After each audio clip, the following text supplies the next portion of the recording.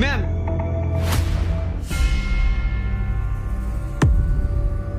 আমি আর এই কোম্পানিতে কাজ করব না। তোমার কি মাথা খারাপ হয়ে গেছে গোপাল? হ্যালো, আরে না না, ওই বাইরে একজন কথা বলছিল। হ্যাঁ হ্যাঁ, না না, কোনো চিন্তা করবেন না, ক্যাশ পুরো রেডি আছে।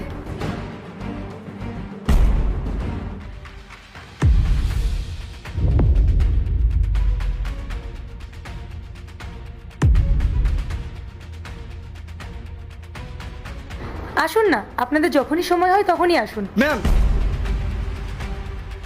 আপনি কি আমার কথা শুনতে পাচ্ছেন না? বিরক্ত করছো কেন গোপাল? ম্যাডাম, আমি আর এই কোম্পানিতে কাজ করব না। আমি এখন এখান থেকে চলে যাব। এত মাথা খারাপ করছো কেন? যাও না। হ্যাঁ, চলে যাচ্ছি। হ্যালো, হ্যাঁ, I am so sorry sir, don't worry, আমি ক্যাশই দেবো। Okay sir.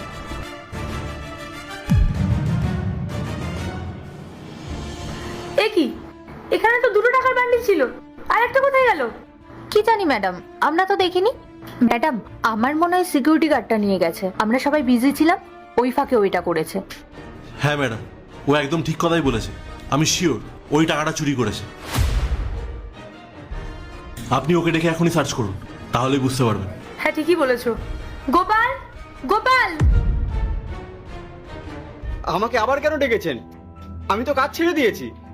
গোপাল, এখানে 1,00,000 টাকা ছিল, 50,000-এর 2টো বান্ডিল, আর এখানে একটা বান্ডিল আছে, আর একটা বান্ডিল কই? আমাকে জিজ্ঞেস করছেন কেন? আমি তো জবটা ছেড়ে দিয়েছি, তারপরে কেন আমার নামে বদনাম দিচ্ছেন?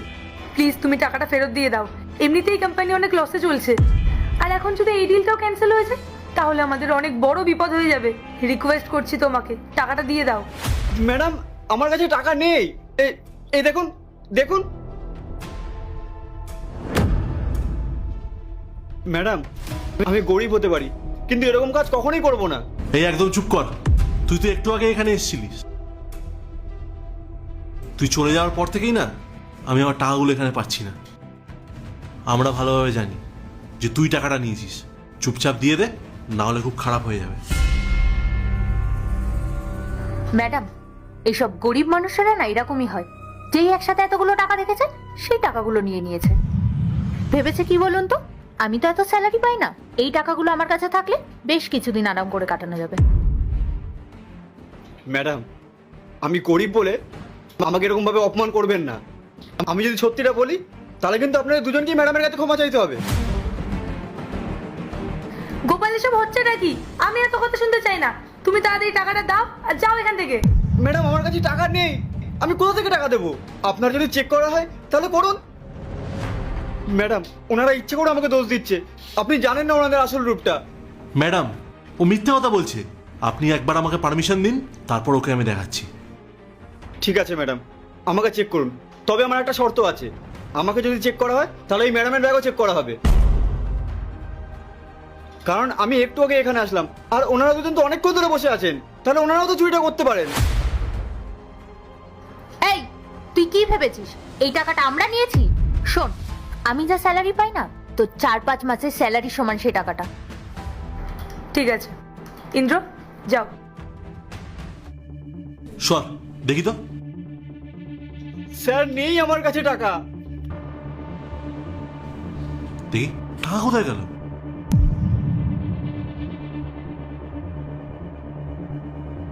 কি হলো স্যার? পেলেন না তো আমার কাছে টাকা? পাবেন কি করে? টাকাটা থাকলে তো পাবেন। ম্যাডাম, দেখলেন তো আছে আমার কাছে টাকা। ইন্দ্র, বসে পড়ো। টাকাগুলো কোথায় গেল? টাকা কোথায়? আমি বলছি ম্যাডাম, টাকাগুলো এই ব্যাগে রয়েছে। ওই, তুই পাগল নাকি?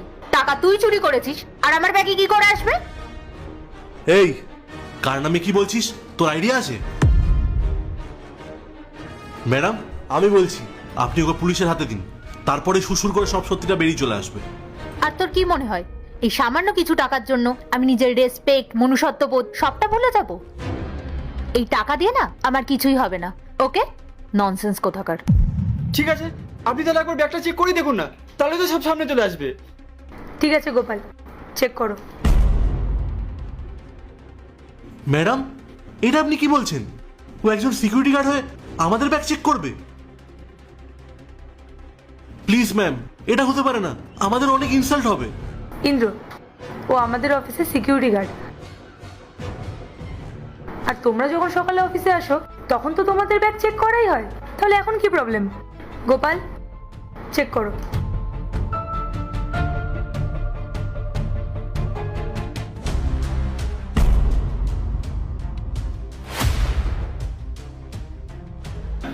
ম্যাডাম, এটাই তো আপনার টাকা।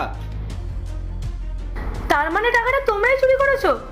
ম্যাডাম, ম্যাডাম আমি জানি না কিভাবে টাকাগুলো আমার ব্যাগে এসেছে। ম্যাডাম, আমার মনে হয় ইচ্ছা করে টাকাটা চুরি করে আমার ব্যাগে রেখে দিয়েছে। চুপ করুন আপনারা দুজন, আপনারা আমাকে ফাঁসানোর চেষ্টা করেছিলেন। ম্যাডাম, আমি আপনাকে আসল সত্যিটা বলছি। ম্যাডাম, আমি অনেক কষ্টে জীবন কাটাই। কেন জানেন? কারণ আমার মাইনে মাত্র 10,000 টাকা, আর এই দুজন আমাকে ভয় দেখিয়ে প্রতি মাসে 5,000 টাকা করে কেটে নেয়। আর ম্যাডাম, আমি যখন আপনাকে এই কথাগুলো বলতে এসেছিলাম তখনই ওই ম্যাডাম আমার পকেটে টাকাগুলো ঢুকিয়ে দিয়েছিল। তাও তো ভালো, ম্যাডাম যখন টাকাগুলো ঢোকাচ্ছিলেন তখন আমি টের পেয়ে গেছিলাম। তাই আমি আমার পকেট থেকে টাকা বের করে ওনার ব্যাগে ঢুকিয়ে দিলাম, যাতে সত্যিটা সামনে আসে। ইন্দ্র, আমি কি ঠিক শুনছি? আমার অফিসের তোমরা দুজন বিশ্বস্ত কর্মচারী, আর আমার সামনেই তোমরা ওর সাথে এরকম করলে? ম্যাডাম, ম্যাডাম ও মিথ্যে বলছে। ও নিজের দোষ লোকাতে আমাদের উপর দোষটা পাচ্ছে। চুপ করো পূজা, আর একটাও এক্সট্রা কথা বলবা না। সিসিটিভি ফুটেজটা চেক করলে সব সত্যি জানা যাবে। না ম্যাডাম, সিসিটিভি ক্যামেরা চেক করার কোনো প্রয়োজন নেই। আসলে আসলে ঘটনাটা অন্যরকম। অন্যরকম মানে কি বলতে চাইছো তুমি? আসলে ম্যাডাম, আমরা কেউই এই অফিসে ওকে সহ্য করতে পারি না। ও গ্রামের ছেলে, ওর চাল চলন, কথাবার্তা, অগোছালো এই কোম্পানির স্ট্যান্ডের সাথে একদমই মানানসই নয়। তাই আমরা চেয়েছিলাম ওকে যে করেই হোক এই কোম্পানি থেকে বের করে দেবো, যাতে আমাদের পছন্দের কাউকে আমরা এই কোম্পানিতে নিয়োগ করতে পারি। তাই জন্য ম্যাম আমরা এই নাটকটা সাজিয়েছিলাম। এত বড় সাহস তোমাদের! অফিসের কাজ আর কোম্পানিকে তোমরা ব্যক্তিগত শত্রুতা বের করার জায়গা বানিয়েছো। তোমাদের দুজনের মতো এত খারাপ মানসিকতার মানুষদেরকে আমি আমার কোম্পানিতে রাখবো না। এক্ষুনি বেরিয়ে যাও এখান থেকে, নাহলে আমি পুলিশ ডাকতে বাধ্য হবো। ম্যাম, ভুল হয়ে গেছে, একটা সুযোগ দিন।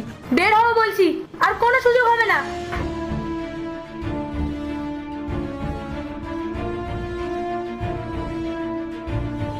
গোপাল, তুমি আমাকে ক্ষমা করে দিও। আমি তোমাকে বিশ্বাস না করে অন্ধের মতো ওদেরকে বিশ্বাস করেছিলাম। তোমার মতন একজন সৎ মানুষকে অপমান করার জন্য আমি লজ্জিত। আশা করি তুমি আমাকে ক্ষমা করবে। ম্যাডাম, আপনি তো পরিস্থিতিটা বুঝতে পারেননি, তবে একটা অনুরোধ, গরিব বলে কাউকে বিচার করবেন না।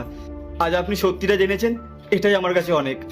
গোপাল, তুমি শুধু এই কোম্পানির সিকিউরিটি গার্ড নও, তুমি আমার কোম্পানির একজন মূল্যবান সদস্য। আজকে তুমি আমার চোখ খুলে দিয়েছো। আর শোনো, তুমি এই কোম্পানিতে আর সিকিউরিটি গার্ড হিসেবে কাজ করবে না, তুমি এই কোম্পানির ম্যানেজার। কি? সত্যি? ধন্যবাদ ম্যাডাম।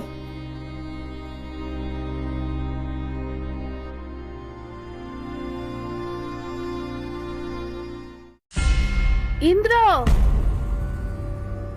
দেখ আমি চলে এসেছি। মা? আরে কি করছো নাকি? ম্যাডাম প্লিজ একটু শান্ত হন, সামনে আমার মা। দয়া করে আমার স্ত্রী সাজার নাটক করুন। আমি অনেক বড় বিপদে পড়েছি, প্লিজ ম্যাম। নমস্কার মা। বেঁচে থাক বাবা, অনেক বড় হ। কিন্তু এক মিনিট, তুই এরকম সিকিউরিটি গার্ডের পোশাক পরে আছিস কেন? তুই কি এখানে সিকিউরিটি গার্ডের কাজ করিস নাকি? মা, তুমিও ধোকা খেয়ে গেলে? তুমি ভাবছো তোমার ছেলে এত বড় লোক হয়ে এই সামান্য গার্ডের চাকরি করবে? আসলে এটা আমাদের বিল্ডিং এর গার্ডের ইউনিফর্ম। ওর ইউনিফর্মটা আজকেই আসলো, তাই ফিটিং আছে কিনা তাই পরে দেখছিলাম। আসলে মা, ও তো ছুটিতে গ্রামের বাড়ি গেছে, তাছাড়া আর কিছুই না। তাই বল, আমি তো অবাকই হয়ে গেছিলাম যে আমার ছেলে গার্ডের কাজ কেন করছে। যাকগে, যাচ্ছিলাম তো আমি বৌমার সাথে দেখা করতে, কিন্তু এই তো, এটাই কি আমার বৌমা? হ্যাঁ মা, এই হলো আমার স্ত্রী পায়েল। তা মা, আমি তো তোমার শাশুড়ি, কিন্তু তুমি আমায় প্রথম দেখে আমার পা ছুঁয়ে প্রণাম করলে না তো? এটাই কি তোমার শিক্ষা?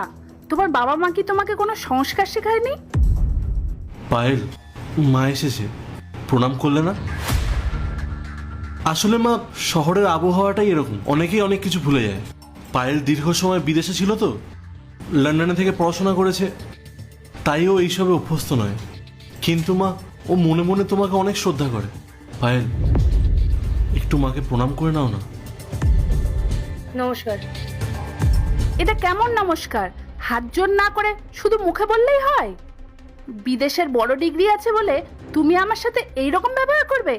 আরে তুই ওকে শেখা যে পা ছুঁয়ে প্রণাম করতে হয়। এই বাড়িতে আমার কোনো সম্মান থাকবে না, তা কিন্তু আমি একদম বরদাস্ত করব না। মা, মা, আমি ওকে সবকিছু শিখিয়ে দেবো, তুমি একদম চিন্তা করো না। মা, তুমি ওকে এখন কিছু বলো না প্লিজ। আচ্ছা মা, তুমি এরকম হঠাৎ চলে এলে, আমায় কিছু জানালেও না, একবার তো ফোন করতে পারতে। এক মিনিট, আমি তোর বউকে একটা কথা বলেছি বলে তোর এত গায়ে লাগছে কেন? তোদের বাড়িতে আসতে গেলে আমাকে তোর অনুমতি নিয়ে আসতে হবে? আমি আমার নিজের সন্তানের বাড়িতে এসেছি, দেখতে এসেছি তোরা কেমন আছিস। বিয়েটা তো করলি আমাকে না জানিয়ে, এখন দেখা করতে আসতে গেলে তোকে কি জানিয়ে আসতে হবে? না, আমি কাউকে জানাবো না, আমি শুধু দেখতে এসেছিলাম যে আমার বৌমা কেমন। এবার চল ভেতরে চল, সব কথা কি তুই এই গেটের সামনে দাঁড়িয়ে বলবি? ভেতরে? হ্যাঁ, ভেতরে চল। মা দাঁড়াও দাঁড়াও, তুমি এখন ভেতরে যেতে পারবে না। কেন ভেতরে যেতে পারবো না মানে? মা, আসলে ঘরে রেনোভেশনের কাজ চলছে, ভেতরে সব অগোছালো। তোরা এত পড়াশুনো করিস, কথায় কথায় ইংরেজিও ঝাড়িস, কিন্তু সামান্য জ্ঞানটুকুও নেই তোদের। মা এসেছে, অন্তত বসার মতো জায়গাও কি তোদের নেই?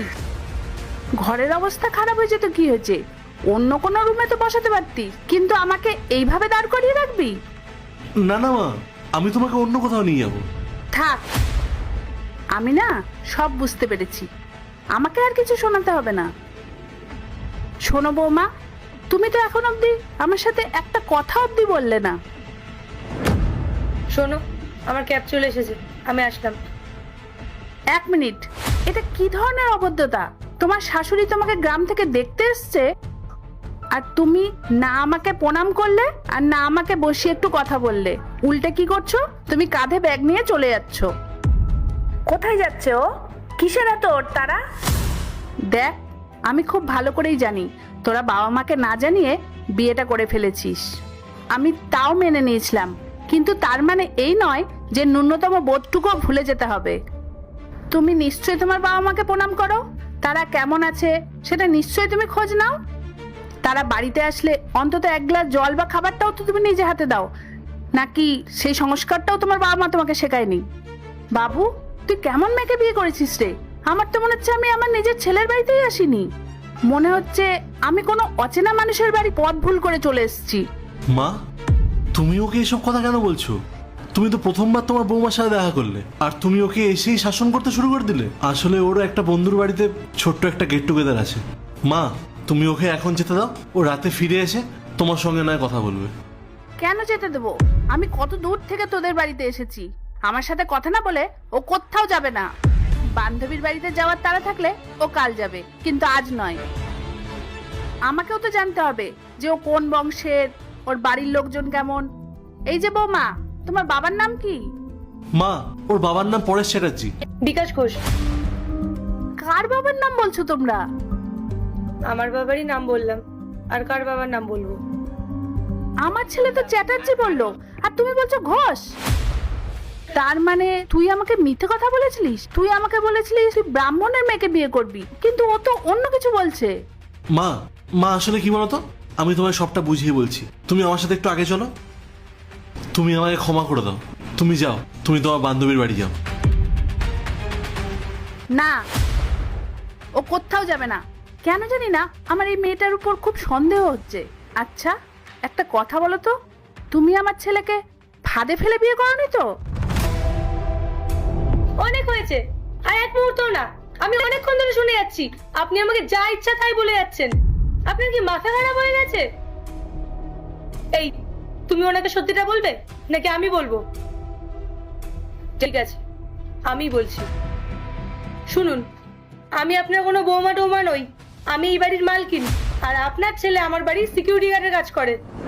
আমার স্বামী না কোটিপতি, আর আমার বাবাও কোটিপতি, আর আপনি সেই তখন থেকে আমাকে উল্টো পাল্টা কথা বলে যাচ্ছেন। আর এই যে তুমি নিজের মায়ের কাছে আর কত মিথ্যা কথা বলবে? তোমার কি একটু লজ্জা লাগছে না? এখনো সময় আছে, সত্যিটা বলো নিজের মাকে। আন্টি, আমি যখন বাড়ির থেকে বেরোচ্ছিলাম তখন আপনার ছেলে আমাকে আটকে অনুরোধ করেছিল যাতে আমি ওর স্ত্রী হওয়ার অভিনয় করি। আর আমি ভেবেছিলাম যে হয়তো ওর কোনো বাধ্যবাধকতা আছে, সেই জন্যই ও আমাকে নাটকটা করতে বলেছে। সেই জন্যই আমি ওর সাহায্য করার জন্য নাটকটা করছিলাম। কিন্তু আমি এত কিছু সহ্য করতে পারবো না। যে কেউ এসে আমার নিজের বাড়ির সামনে দাঁড়িয়ে আমাকে এত অপমান করবে, আমি সেটা কখনোই মেনে নেব না। তুমি এক্ষুনি তোমার মাকে সব সত্যি কথা বলো, তা না হলে কিন্তু আমি তোমাকে এক্ষুনি কাজের থেকে বের করে দেবো। ইন্দ্র, এই মেয়েটা কি বলছে? তুই ওর বাড়িতে সিকিউরিটি গার্ডের কাজ করিস? ও তোর বউ না? ইন্দ্র, তুই আমাদের কারোর কথা না শুনে তুই নিজের সিদ্ধান্তে বিয়ে করেছিলিস। তখন বলেছিলিস তুই অনেক টাকা রোজগার করিস, তোর গাড়ি বাড়ি সব আছে। গর্ব করে বলেছিলিস তুই নিজের পায়ে দাঁড়িয়েছিস। কিন্তু আজ তোর এই অবস্থা কেন? কেন তুই আমাকে মিথ্যে কথা বলেছিলিস? মা, আমি তোমাকে সব বলছি। আমি আসলে সবাইকে মিথ্যে কথা বলেছিলাম। আমি পালিয়ে বিয়ে করেছিলাম ঠিকই, কিন্তু বিয়ের পরের দিন সকালেই ওই মেয়েটি আমাকে ছেড়ে দিয়ে চলে যায়। আসলে ওর অন্য কারোর সাথে সম্পর্ক ছিল। এরপর কোর্টে আমার নামে মিথ্যে কেস দিয়ে আমার সব সম্পত্তি নিজের নামে করে নেয়। তারপর ওই কোর্টের কেসের কারণে আমার চাকরিটাও চলে যায়। তাই মা, আমি বাধ্য হয়ে এখানে সিকিউরিটি গার্ডের চাকরিটা করছি। মা, আমি কোন মুখ নিয়ে তোমাদের সত্যিটা বলতাম? আমি তো তোমাদের ঠকিয়েছি, তাই সাহস পাইনি তোমাদের সামনে সত্যিটা বলার। এমনকি তোমাদের সামনে দাঁড়ানোর মতন মুখও আমার ছিল না। মা, মা, তুমি আমাকে ক্ষমা করে দিও। আমি তোমার কথা না শুনে অনেক বড় ভুল করেছি, তাই আজ আমার এই পরিস্থিতি। না বাবা, ক্ষমা চাস না। তবে হ্যাঁ, তুই ভুল তো করেছিস, অনেক বড় ভুল। তোর সাথে এত কিছু হয়ে গেল আর তুই একবারও আমাকে জানানোর প্রয়োজন মনে করলি না। আমি থাকলে ওই মেয়ে তোর কোনোদিনও এত বড় ক্ষতি করার সাহস পেত না। ইন্দ্র, তুমি এতদিন ধরে আমাদের এখানে কাজ করছো, তুমি একবারও আমাদেরকেও জানাওনি যে তোমার সাথে এত ঘটনা ঘটে গেছে? একবার তো জানাতে পারতে, জানালে আমরাও তোমার কিছু হেল্প করতে পারতাম। আন্টি, আমার ব্যবহারের জন্য আমি সত্যিই লজ্জিত। আপনার পরিস্থিতি না জেনেই আমি আপনাকে অনেক উল্টোপাল্টা কথা বলেছি, আমায় ক্ষমা করে দিন। না না মা, তুমি কেন ক্ষমা চাইবে? তুমি তো আমার ছেলের পাশে ছিলে, এটাই অনেক বড় কথা। ইন্দ্র, তুমি যাও, মাকে ভেতরে নিয়ে যাও, আর ওনার জল খাবারের ব্যবস্থা করো। আসলাম। শোন ইন্দ্র, আমি আজই গ্রামের বাড়ি চলে যাচ্ছি। তুই নিজের খেয়াল রাখিস, আর কখনো কোনো সমস্যা হলে লুকিয়ে রাখবি না, আমাকে অবশ্যই জানাস। আমি সব সময় তোর পাশে আছি বাবা।